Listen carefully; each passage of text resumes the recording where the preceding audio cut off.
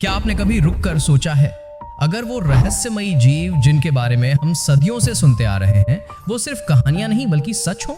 मेरा मतलब है, हर किसी को कोई ऐसा जानने वाला जरूर मिलता है जिसका कजन कहता है कि उसने जंगल में कुछ अजीब देखा था, है ना। तो आज हम बात करेंगे 5 ऐसे मायावी जीवों की जो सदियों से हमारी कल्पनाओं को जकड़े हुए हैं। कुछ समंदर की गहराइयों में छिपे हैं और कुछ बादलों के ऊपर उड़ते हैं। लेकिन ये सिर्फ एक और लिस्ट नहीं है, यकीन मानो जो कुछ हम अभी जानने वाले हैं वो तुम्हारी सोच को हिला के रख देगा। और वीडियो के अंत तक जरूर बने रहना, क्योंकि जो आखिरी जीव है वो क्या है ये तुम अंदाजा नहीं लगा सकते। चलो फिर शुरू करते हैं।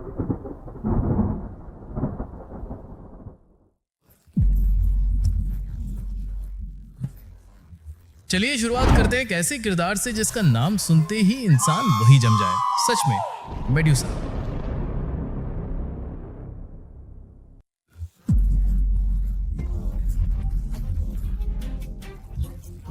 वो सांपों वाले बालों वाली गॉर्गन जिसकी नजर इंसानों को पत्थर बना देती थी।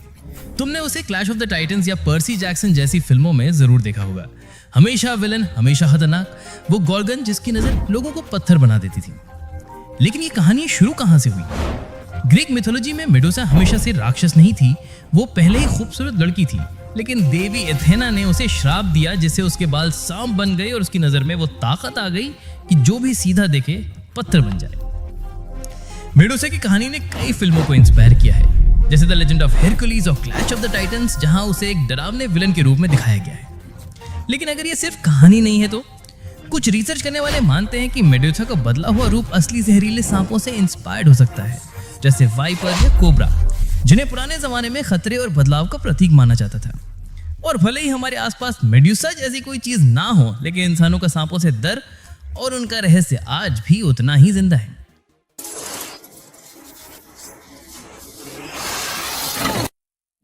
I used to date your daddy. अब बात करते हैं एक ऐसे कैरेक्टर की जो मिथोलॉजी का सबसे फेमस है।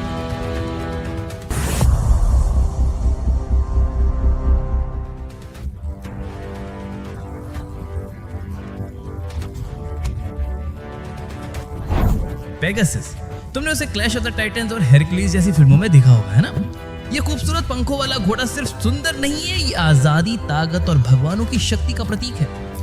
ग्रीक मिथोलॉजी के अनुसार पेगासस मेडुसा के खून से पैदा हुआ था जब पर्सियस ने उसे मारा था।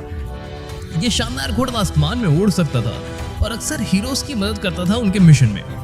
पेगासस सिर्फ एक घोड़ा नहीं था, वो इंसानों और भगवानों के बीच का एक जुड़ाव था और गुरुत्वाकर्षण से आजादी की चाह को दिखाता था।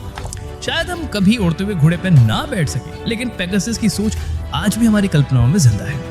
क्या पता हम एक दिन उड़ने के ऐसे तरीके ढूंढ ले जो हमने कभी सोचे भी नहीं थे। अब बात करते हैं एक ऐसे जीव के जिसने सालों से शहरों की कहानियों में डर बना रखा है, चुपाकाब्रा। यह खून पीने वाला राक्षस सबसे पहले 1990 के दशक में प्यूर्टो रिको में देखा गया था और फिर धीरे धीरे ये पूरी दुनिया की लोक कथाओं में शामिल हो गया। फिल्मों में, टीवी शोज में, यहाँ तक कि लोगों की बातों में भी। कहते हैं इसकी आंखें लाल चमकती हैं और ये खून प्यासा होता है। चुपाकाब्रा मवेशियों पर हमला करता है और उनका खून चूस लेता है, वो भी बहुत डरावने और रहस्यमयी तरीके से। कुछ रिपोर्ट्स कहती हैं कि ये एक छिपकली जैसा जीव है जिसकी पीठ पर कांटे होते हैं, जबकि कुछ लोग कहते हैं कि ये एक अजीब बिना बाल वाला कुत्ते जैसा दिखता है। जो भी हो, ये ऐसा जीव है जिसने डर, दिलचस्पी और ढेरों थियरीज को जन्म दिया है।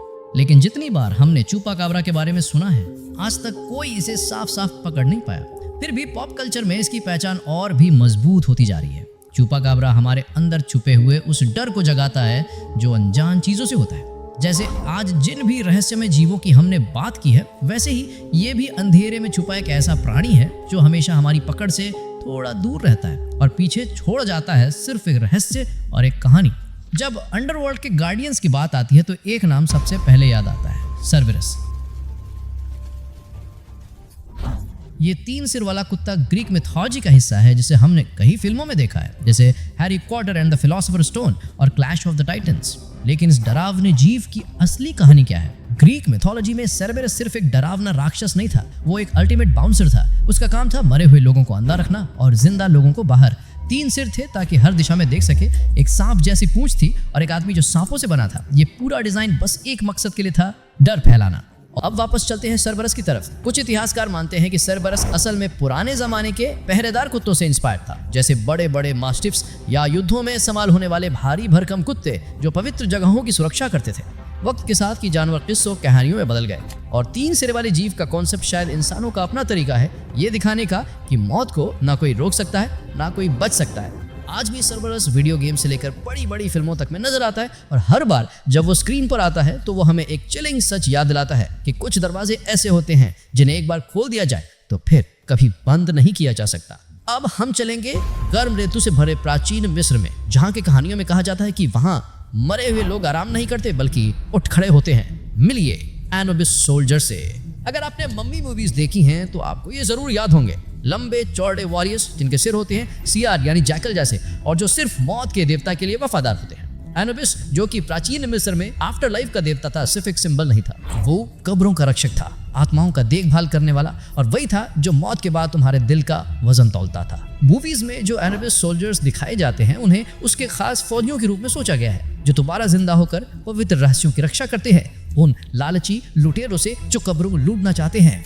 लेकिन यहाँ जो बात सबसे दिलचस्प है वो ये है कि भले ही वो सोल्जर्स काल्पनिक हों लेकिन उनका इंस्पिरेशन सच्ची मिथोलॉजी से आया है। प्राचीन मिस्र के लोग मानते थे कि सियार अक्सर कब्रिस्तान के आसपास घूमते थे, इसलिए एनुबिस को आधा सियार और आधा देवता माना गया। उसका रोल सिर्फ सजा देने का नहीं था, वो रक्षक भी था। और बारिश भी गहरी है। मिस्र के आर्ट में अब पुरानी काल में ऐसे कई जीव मिलते जो आधे जानवर और आधे भगवान होते थे, जो शक्ति, ज्ञान और दर्द का प्रतीक होते थे। ये सोचना कि ऐसे जीव राही कब्रों की रखवाली करते थे उस दौर के लोगों के लिए कोई अजीब बात नहीं थी। तो नहीं, शायद हमें कभी रेगिस्तान में एनुबिस सोल्जर्स घूमते नहीं दिखेंगे। लेकिन इनकी कहानियां सिर्फ फिल्मों का जादू नहीं है, ये उस दुनिया की झलक है जहां भगवान इंसानों के बीच चलते थे और मरे हुए लोग कभी सोते नहीं थे। मेडूसा की जमाने वाली नजर से लेकर रहस्यमयी एनुबिस सोल्जर तक, ये सारे लेजेंडरी जीव वक्त से भी आगे निकल चुके हैं। इन्होंने मिथ और मिस्ट्री को इतनी दिलचस्प तरह से मिला दिया है कि हम आज भी इनके बारे में सोचते हैं।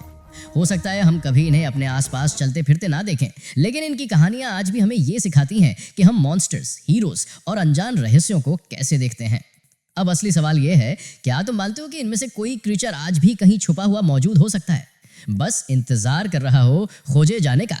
नीचे कमेंट्स में हमें बताओ तुम क्या सोचते हो।